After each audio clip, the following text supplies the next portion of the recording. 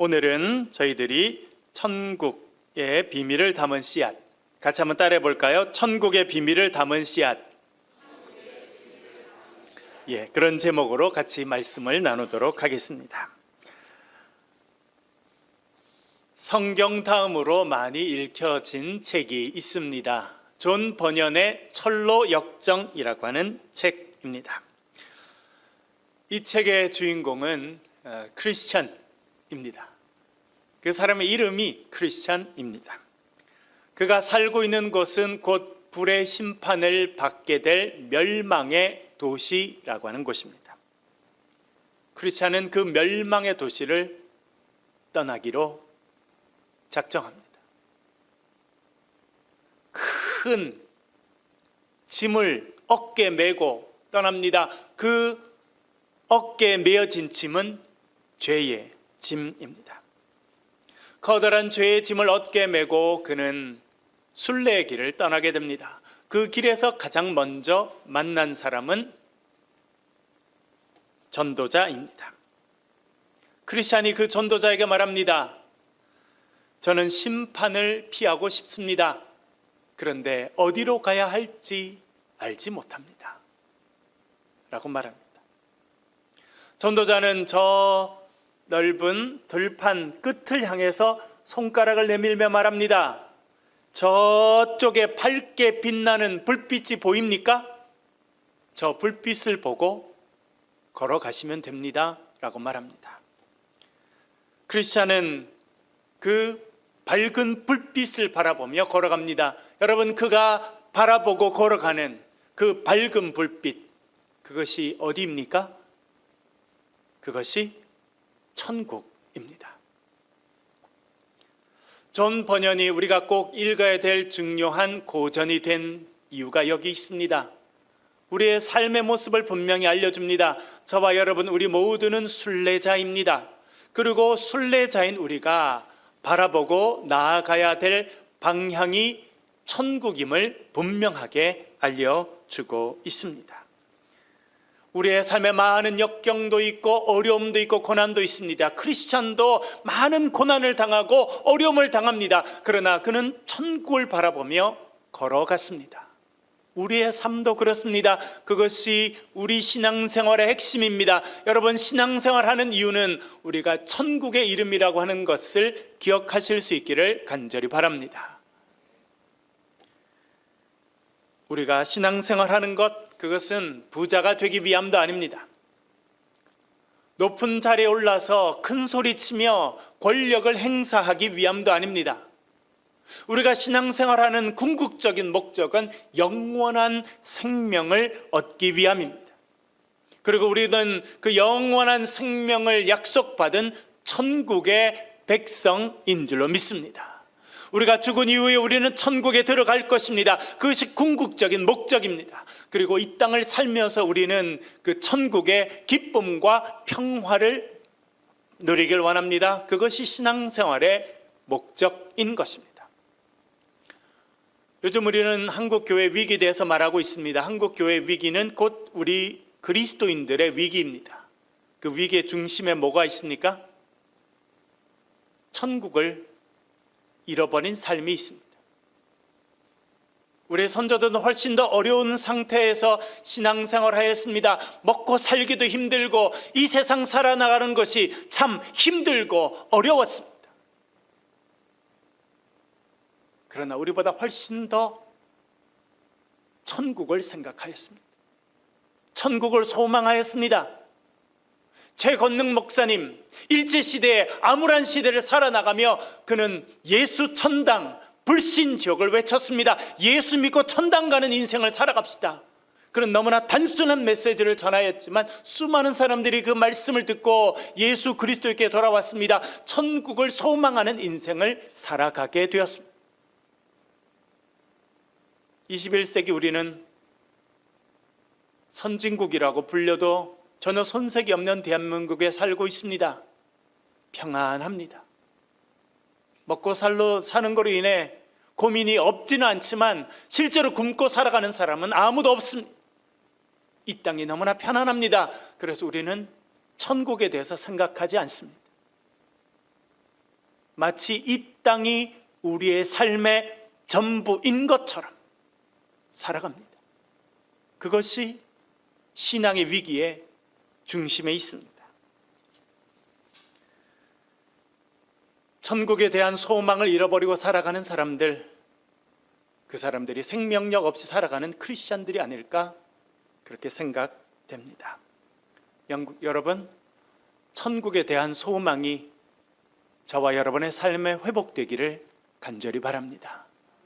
이 땅이 마지막이 아니라 우리가 이루어야 되는 영원한 본향이 있으며 그 본향이 천국임을 기억하며 살아가는 순례자의 삶을 오늘도 살아가실 수 있기를 간절히 축원합니다. 그래서 당분간 천국에 대한 말씀들을 드리려고 합니다. 오늘은 그 첫 번째 시간으로 천국의 비밀을 담은 씨앗이다, 그런 제목으로 같이 말씀을 나눕니다. 사순절을 지나면서 여러분 어떻게 지내십니까? 많은 분들이 우리 교회 신앙생활 하시는 분들은 매일 2장씩 복음서를 읽고 있습니다. 특별히 마태복음을 최근에 계속 읽고 있습니다. 마태복음을 저도 읽고 묵상하면서 다시 깨닫는 것이 있습니다. 그것은 예수님께서 천국에 대해서 지속적으로 말씀하셨다는 것입니다. 천국이 어떤 곳인지 알려주셨습니다. 천국을 설명해 주셨습니다. 그리고 그 천국을 소망하며 살아가는 사람들이 되라, 그렇게 말씀하셨다고 하는 것을 다시 한번 깨닫게 됩니다. 오늘 우리가 읽은 비유도 천국 비유입니다. 그 중에 아마 가장 유명한 비유 중에 하나일 것입니다. 본문 3절 말씀 화면을 보시며 또한 나눠된 프린트를 보시며 같이 한번 읽어보겠습니다. 3절 같이 읽겠습니다. 시작. 예수께서 비유로 여러 가지를 그들에게 말씀하여 이르시되 씨를 뿌리는 자가 뿌리러 나아가서 아멘. 예수님께서는 천국을 씨 뿌리는 자에 비유해 말씀하셨습니다. 그 당시 많은 사람들은 농사를 지으며 살았습니다. 농사를 짓고 수확을 해서 그것으로 먹고 살았습니다. 인류의 역사의 대부분의 시간들을 농사하며 추수하며 지냈다고 해도 과언이 아닐 것입니다. 이렇게 농사에 익숙한 사람들에게 예수님께서는 씨 뿌리는 비유를 하시면서 천국에 대해서 말씀하셨습니다. 여러분, 오늘은 2월 28일입니다. 내일은 3월 1일이 됩니다. 3.1절이기도 하고 이제 봄이 오는 시작이기도 합니다. 여러분, 봄이 오니까 어떠세요? 저는 마음이 기뻐요. 봄이 오면 사내들의 뭐가 피고요? 보셨나요? 따먹어도 보셨나요? 진달래 피네. 진 얼마나 좋은지 모릅니다. 여러분, 만물이 새롭게 약동하는 생명의 계절을 하나님께서 우리에게 허락하십니다. 이렇게 만물의 꽃이 피는 때는 또한 농사를 준비하고 농사를 시작하는 때입니다. 밭을 갈아엎고 씨를 뿌리는 계절이 봄입니다. 저도 어릴 때 저희 부모님께서 농사 지으실 때 가끔 도와드린 적이 있었습니다. 날씨가 따뜻해지며 어느 날 아버님께서 외양간에 메어 넣었던 소를 끌고 나오십니다. 소의 목에다가 멍에를 씌우고 쟁기에 연결합니다. 그리고 이랴 이렇게 하면 소가 가죠. 그러면 아버님께서 쟁기를 딱 이렇게 잡고 계십니다. 그러면 겨우 내내 딱딱했던 밭이 갈아집니다. 땅을 뒤엎는 거예요. 겨울 내내 얼기도 하고 아무것도 없었기 때문에 딱딱해진 밭이 이제 갈아 엎혀지기 시작합니다. 보들보들하게 되는 것입니다. 그러면 고추씨도 뿌리고 상추씨도 뿌리고 그렇게 씨앗을 뿌리는 계절이 봄입니다. 예수님께서도 봄에 씨를 뿌리는 그 비유로 천국에 대해서 말씀하셨습니다. 어떤 사람이 씨를 가지고 밖으로 나아갔습니다. 그리고 그 씨를 뿌렸다라고 말합니다. 여러분, 이 사람이 뿌리는 이 씨앗, 어떤 씨앗을 뿌렸을까요? 천국의 비유에 나오는 이 뿌려지는 씨앗, 그 씨앗은 무엇을 말하는 것입니까? 누가복음 8장 11절 같이 한번 읽어보겠습니다. 시작. 이 비유는 이러하니라. 씨는 하나님의 말씀이요. 아멘. 씨가 무엇이라 말씀합니까? 씨가 무엇입니까? 하나님의 말씀을 뿌린다는 것입니다. 여러분, 이것은 대단히 중요한 것을 알려줍니다. 천국을 소망하며 살아가는 사람들에게 뿌려져야 되는 것이 있는데, 그것이 말씀의 씨앗이라고 하는 것입니다. 하나님의 말씀이 우리 가운데 심겨지고 우리가 하나님의 말씀을 먹고 살아갈 때 우리 가운데 천국이 이루어짐을 예수님께서는 말씀해 주고 있는 것입니다. 오늘도 우리가 예배당 가운데 나왔습니다. 오늘도 부족한 종을 통해서 하나님께서 생명의 말씀을 전하게 하시고 듣게 하십니다. 여러분, 주의 생명의 말씀, 천국의 말씀이 여러분의 심령에 심겨지는 은혜가 있기를 간절히 바랍니다. 이렇게 씨앗을 뿌리는데 덜어는 길가에 뿌려진다 말합니다. 4절을 같이 한번 읽어보겠습니다. 읽겠습니다. 시작. 뿌리새 덜어는 길가에 떨어짐에 새들이 와서 먹어버렸고. 아멘. 나가서 씨앗을 뿌립니다. 흩어서 뿌리는데 씨 중에 일부는 사람들이 걸어다니는 길가에 떨어졌다는 것입니다. 딱딱한 길가 위에 떨어졌더니 어떤 일이 있었다는 것입니까? 뭐가 와서 먹어버렸습니까? 새들이. 여러분, 시골에 가면 그런 거 많이 볼 수 있습니다. 새들이요, 길거리에 나와서 막 뭔가 주워 먹고 있어요. 어떤 데는 아스팔트나 시멘트로 된 데 외에도 새들이 와서 먹고 있어요. 왜? 뭔가 먹을 게 떨어져 있어서 그렇습니다. 때때로 씨앗이 길가에 떨어진다는 것입니다. 딱딱한 길가에 떨어지면 새들이 와서 먹어버린다라고 말합니다. 여기서 말하는 새들, 무엇을 말하는 것이겠습니까? 마가복음 4장 15절 말씀을 읽어보겠습니다. 시작. 말씀이 길가에 뿌려졌다는 것은 이들을 가리킴이니 곧 말씀을 들을 때에 사탄이 즉시 와서 그들에게 뿌려진 말씀을 빼앗는 것이요. 아멘. 길가에 뿌려졌다라고 하는 것은 무슨 의미냐면, 씨앗이 뿌려졌을 때 새들이 와서 먹어버린다는 것입니다. 그 새들이 사탄이라, 그렇게 분명하게 말씀해 주고 있습니다. 여러분, 이 본문은 참 두려운 본문입니다. 말씀이 떨어졌는데 그 말씀을 받는 사람 옆에 사탄이 같이 있다는 것입니다. 사탄이 준비하고 있다는 거예요. 말씀이 딱 떨어지면 그 사람의 심령이 길바닥과 같으면 마귀가 옆에 기다리다가 그 말씀을 뺏어간다, 그렇게 말합니다. 참 두려운 말씀이죠. 예배당에 앉아서 우리는 예배를 드립니다. 하나님의 말씀을 받습니다. 그러나 우리의 심령이 길가와 같을 때 우리 옆에는 사탄이 앉아 있을 수 있다. 그 사탄이 기다리다가 우리의 마음에 말씀의 씨앗이 떨어지면 그 씨앗이 말씀이 심기기 전에 사탄이 그것을 뺏어간다. 새들이 그걸 먹어버렸다. 그렇게 말씀하고 있습니다. 참 두려운 말씀입니다. 우리의 마음을 돌아보아야 합니다. 우리의 마음이 정말 좋은 밭인지, 안 그러면 길가와 같은 딱딱한 밭인지 돌아볼 필요가 있다는 것을 우리에게 알려주고 있습니다. 여러분, 길가와 같은 그런 마음을 가진 사람이 누구입니까? 딱딱한 마음을 가지고 있는 사람들이죠. 구약 성경에 보면 바로 왕이 강팍한 마음을 갖고 있었다 그랬습니다. 그 강팍하다는 것이 딱딱한 마음이라는 것입니다. 자기 생각으로 가득 차 있어요. 자기 고집으로 가득 차 있습니다. 자기의 지식으로 가득 차 있고 자기의 경험으로 가득 차 있습니다. 그래서 하나님의 말씀이 들어갈 틈이 없는 그런 마음이 길가와 같은 마음이라는 것을 알려주고 있습니다. 그런 길가와 같은 마음을 가지고 말씀을 받을 때 사탄이 기다리다가 그 말씀을 빼앗아 간다는 것을 성경이 말씀해 주고 있습니다. 기다렸다가 말씀이 우리의 마음의 밭에 떨어지면 그 즉시 말씀을 빼앗아 가고 그것을 먹어버린다, 그렇게 말해주고 있습니다. 저희 집에 강아지가 한 마리 있는데 쿠키라는 이름을 갖고 있습니다.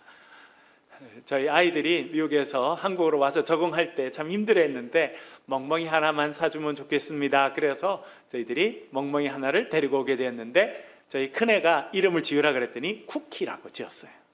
근데 이 쿠키는 주로 어디서 살려면 저희 거실에 있는 소파 위에 자기 자리를 깔아줬거든요. 그래서 소파 위에 올라가서 하루 종일 잠도 자고 또 놀기도 하고 그럽니다. 그런데 제 아내가 밥 준비를 하려고 부엌에 가면 얘가 소파에서 내려옵니다. 그리고 부엌 옆을 어슬렁 거립니다. 그러다가 아내가 뭘 준비하다가 떨어지면 손살같이 가서 그걸 탁 먹어버립니다. 저희들은 먹지 말라고 그래서 딱 달려가면 벌써 꿀꺽 삼켜버렸어요. 오늘 본문에 보면 길가와 같은 마음을 가지고 있는 사람, 그 사람의 말씀을 받을 때 사탄이 와서 즉시 빼앗아 가버린다, 그렇게 말해주고 있습니다. 우리의 마음이 딱딱하고 우리 심령이 딱딱하고 우리가 길가와 같을 때 사탄이 와서 그 말씀을 빼앗아 버린다라고 말하고 있습니다. 여러분, 그러면 우리는 어떻게 해야겠습니까? 구약 호세야 10장 12절 말씀을 같이 한번 읽어보겠습니다. 호세야 10장 12절 읽겠습니다. 시작. 자기를 위하여 공의를 심고 인애를 거두라. 너희 묵은 땅을 기경하라.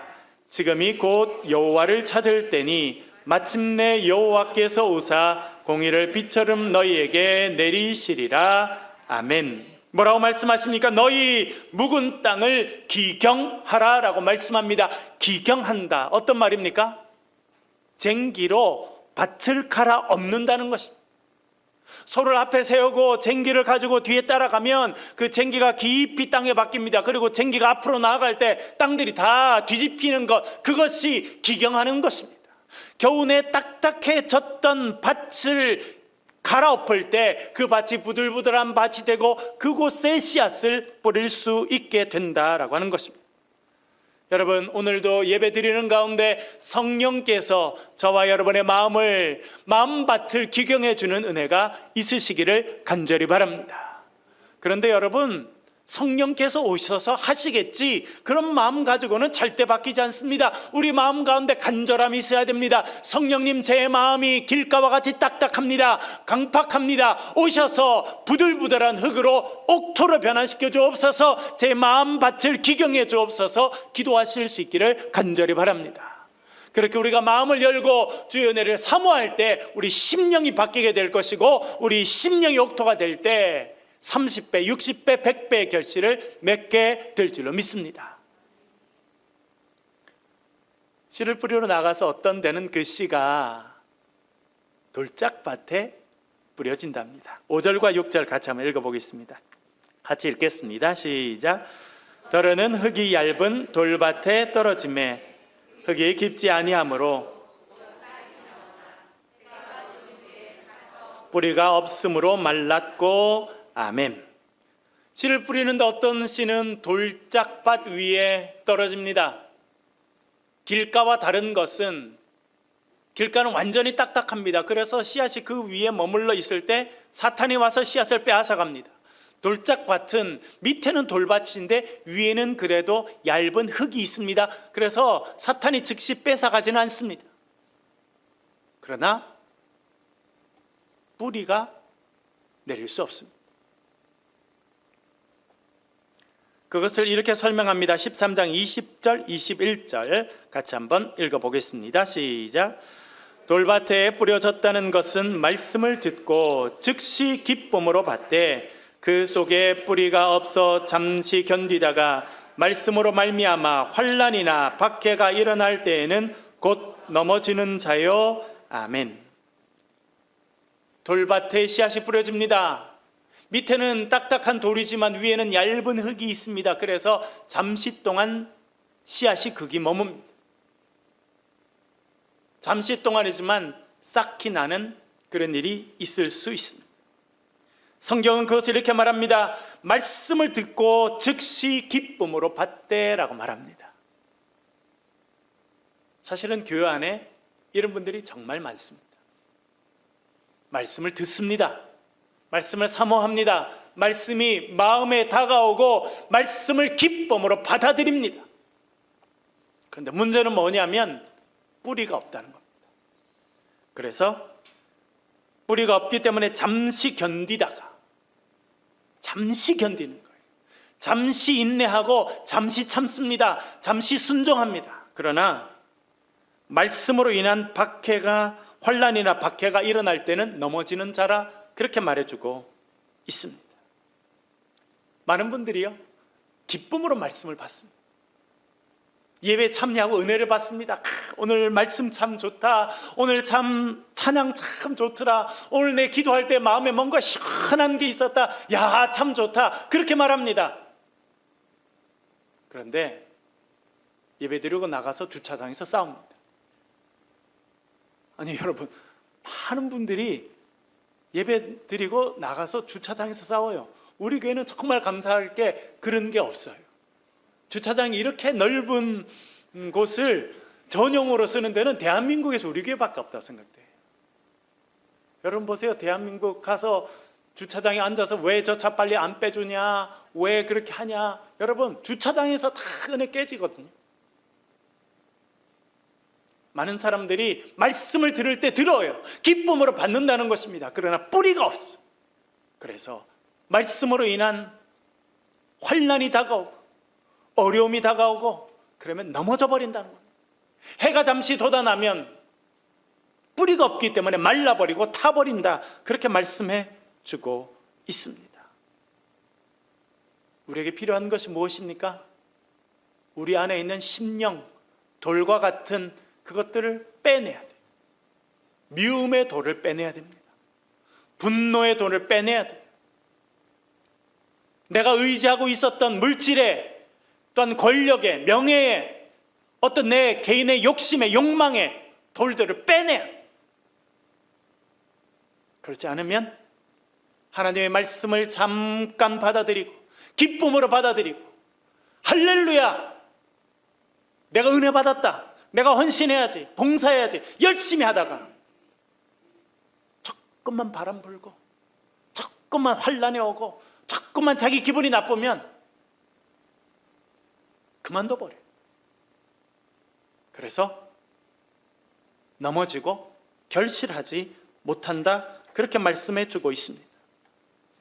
여러분, 고추씨 같은 거 봄에 심어 보셨죠? 상추씨 심어 보셨죠?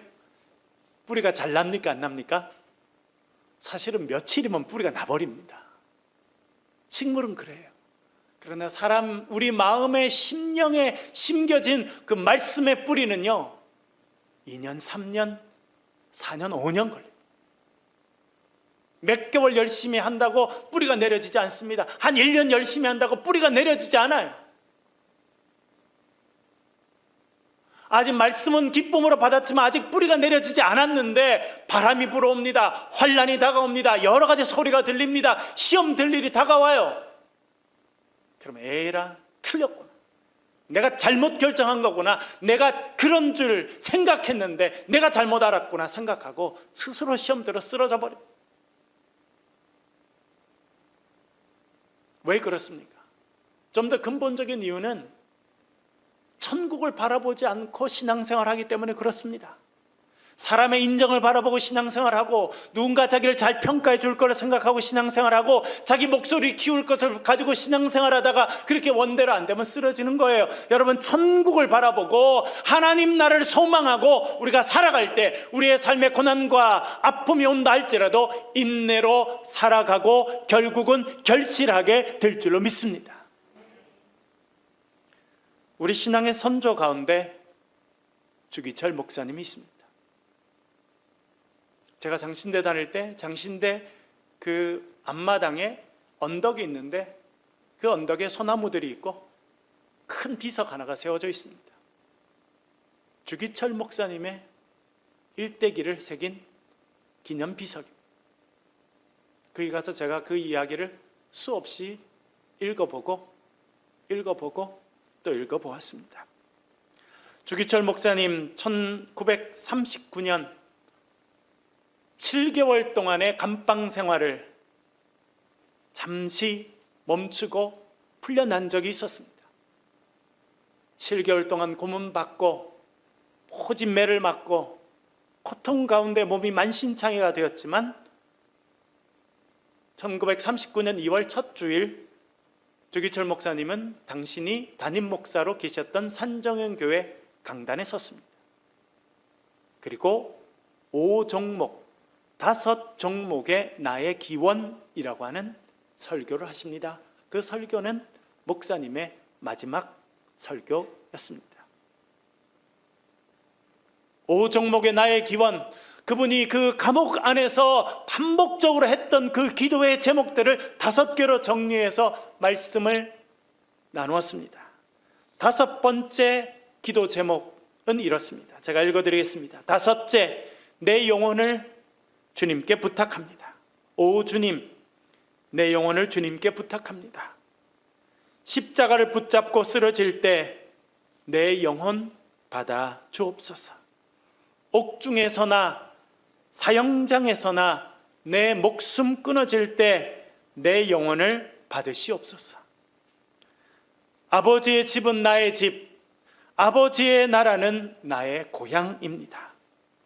더러운 땅을 밟든 내 발을 씻어서 나로 하여금 하늘나라 황금길을 걷게 하시고, 죄악 세상에서 부대끼던 나를 깨끗게 하사 영광의 존전에 서게 하옵소서.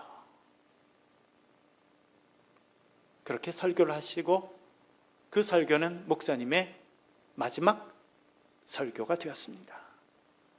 고난과 아픔과 그 환난, 인간으로 경험하기 어려운 그 환난이 있었지만 주기철 목사님은 천국을 바라보셨습니다. 저 천국에서 주어질 영광을 바라보며 그 아픔과 고난을 견디어 가신 것입니다. 순교의 열매를 맺게 되셨습니다. 여러분, 저와 여러분의 마음에 천국의 소망이 회복되시기를 간절히 바랍니다. 그리고 하나님의 말씀의 마음밭에 심겨질 때 우리의 딱딱한 마음이 기경되고 우리의 마음이 옥토가 되어서 하나님 말씀이 30배, 60배, 100배 열매를 맺는 그런 귀한 성도들 되시길 주의 이름으로 간절히 축원합니다. 그렇지, 한번 소리를 내서 기도하겠습니다. 동성으로 기도하실 때 말씀을 붙잡고 한번 기도하겠습니다. 하나님, 제 마음이 길가와 같습니다. 제 마음이 둘짝밭과 같습니다. 주님, 오셔서 기경해 주시옵소서. 성령의 은혜로 내 심령을 기경하여 주시고 내 삶을 기경해 주셔서 내가 주님을 바라보며 천국을 바라보며 살게 하시고 천국의 열매가 맺히는 인생을 살게 도와주옵소서. 소리를 내서 동성으로 같이 한번 기도하겠습니다.